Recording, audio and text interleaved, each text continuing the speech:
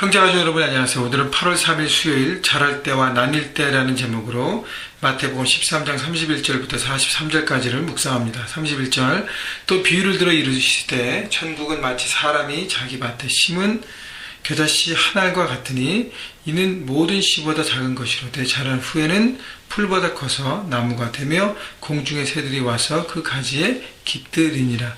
예수님께서 하나님의 나라 천국을 겨자씨 한 알과 같다고 비유하셨습니다.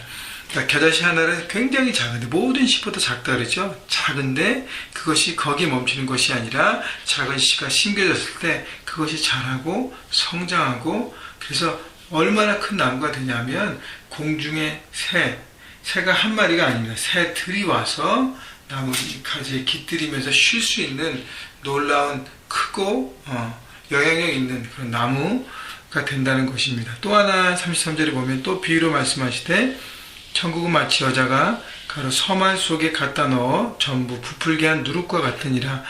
또 누룩과 같은 비유를 줘서 누룩이 작지만 누룩이 됐을 때 그 빵을 이렇게 퍽 퍼지게 하고 전체에 퍼지게 하는 그 모든 것들을 비유로 말합니다.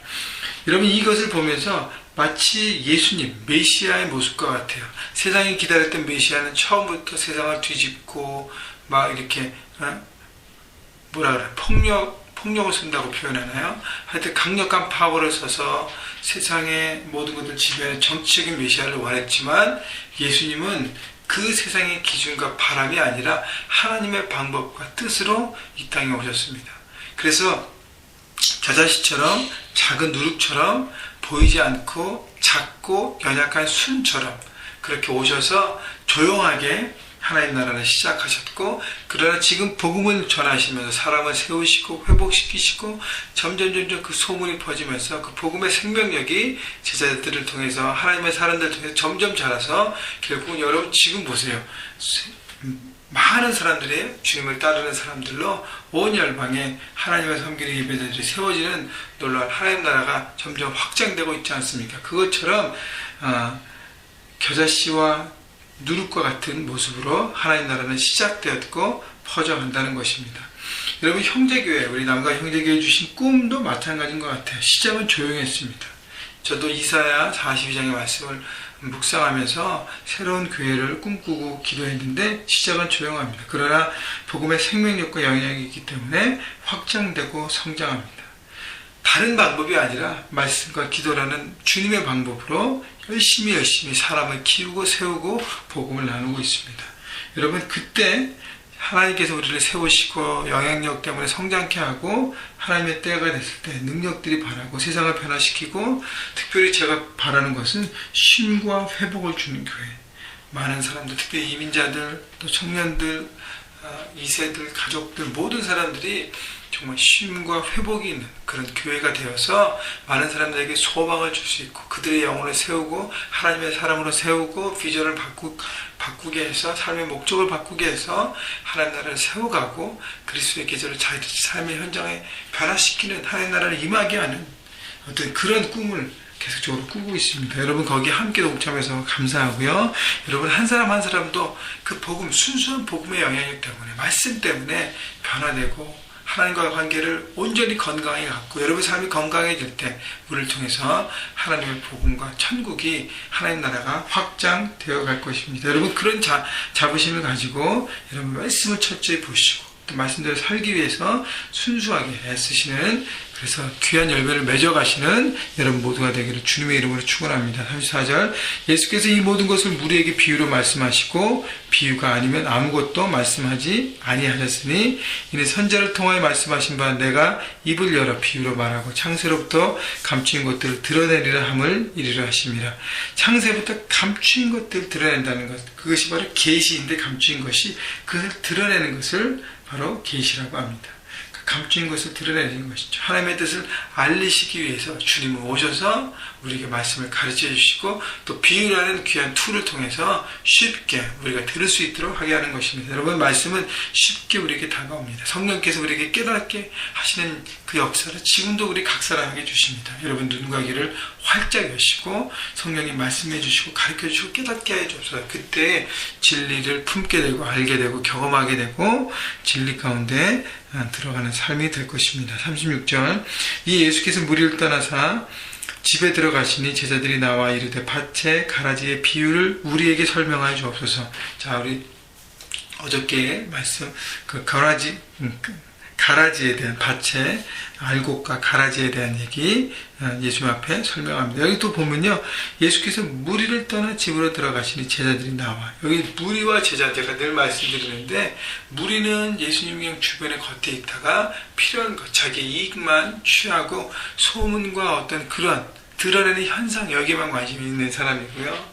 제자들은 주님 앞에 나와 말씀 듣고 진리를 깨닫고 진리 안에 거하려고 예수님 앞에 배우는 사람들입니다. 여러분, 내가 어떤 자세에 있는가 다시 한번 점검하시고요. 37절 대답하여 이르시되 좋은 씨를 뿌리는 이는 인자요. 예수님께서는 이 땅에 좋은 씨를 뿌리고 계신다는 것이죠. 38절 밭은 세상이요.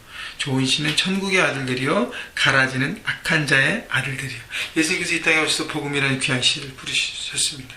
세상이라는 밭에.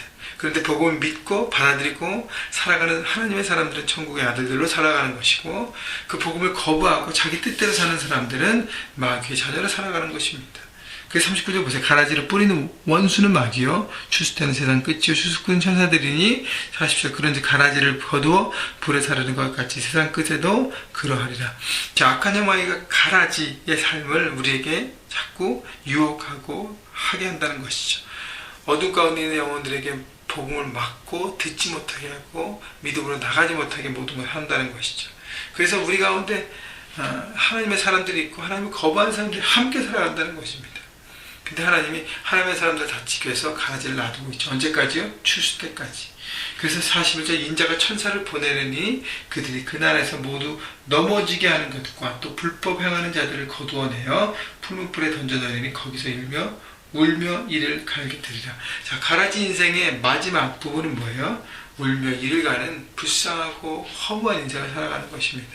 그런데요, 가라지 인생의 특징을 보세요. 41절에 보면 모든 넘어지게 하는 것과 불법을 행하는 것 두 가지인데요. 사람들을 넘어지게 하는 것이에요. 미혹하고 사람들을 짓밟고, 반대는 뭐예요? 하나님의 사람들은 사람들을 세우고 축복하고 하는 것인데, 반대로 사람들, 특별히 예수 그리스도를 믿는 사람들 넘어지게 마귀의 가라지 인생을 통해서 알곡 인생들을 넘어뜨리게 하는 것입니다. 불법을 행하는 것, 하나님 말씀의 기준인데 그것을 무시하고 자기 뜻대로, 자기 멋대로, 자기 이익만을 위해서 욕심과 이기심 때문에 살아가는 사람들을 얘기합니다. 결국 하나님 없다는 삶을 사는 사람들, 결국 심판 대상이 되는 것이죠. 마지막으로 43절 그때 의인들은 자기 아버지 나라에서 해와 같이 빛나리라. 귀 있는 자는 들으라. 의인들은 뭐예요? 하나님의 사람들, 말씀을 듣고 복음을 듣고 세상이 어게인스트하지만 거기에 믿음으로 다양하고 성적 전쟁에서 이겨가며 하나님의 뜻대로 자기의 삶의 현장에서 살아가는 사람들은 결국은 어떻게 해요? 해와 같이 빛나리라. 어디에서요? 아버지의 나라에서. 우리의 슬픔과 우리의 눈물과 우리의 아픔을 모든 하나님께서 풀어주시면서 잘했다 수고했다라고 주님 말씀하시고 우리를 빛나게 하신다는 것이죠. 여러분, 마지막에 묻는 자가 되겠습니까? 아니면 지금 조금 편한 삶을 살겠습니까? 여러분, 마지막에 묻는 자가 진정한 승리자인 것입니다. 여러분, 생각해 하시고, 과연 나는 알고 인생을 살고 있는가? 가라지 인생을 살고 있는가? 힘들지만 하나님 말씀을 붙들고 말씀 가운데 살아가고 사람들을 세우고 그들과 함께 더불어 하나님의 나라 공동체를 만들어 가는가? 아니면 자기 이익, 자기 욕심 그것 때문에 사람들을 짓밟고 넘어뜨리고 무너뜨리게 하고 또 예수 믿는 자를 핍박하고 그 다음에 하나님 말씀을 정말 무시하면서 자기 멋과 자기 뜻대로 살아가는가 생각해 보시면서 어떤 것이 내게 옳은 선택이니 지혜로운 선택을 하시고요.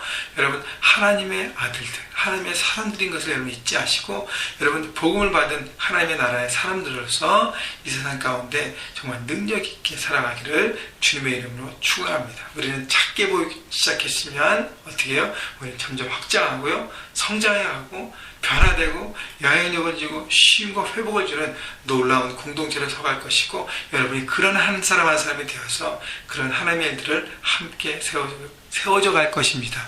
여러분, 마지막을 바라보시고 함께 하신 주님을 바라보시고 오늘도 능력 가운데 삶의 현장에서 승리하시기를 주님의 이름으로 축원합니다.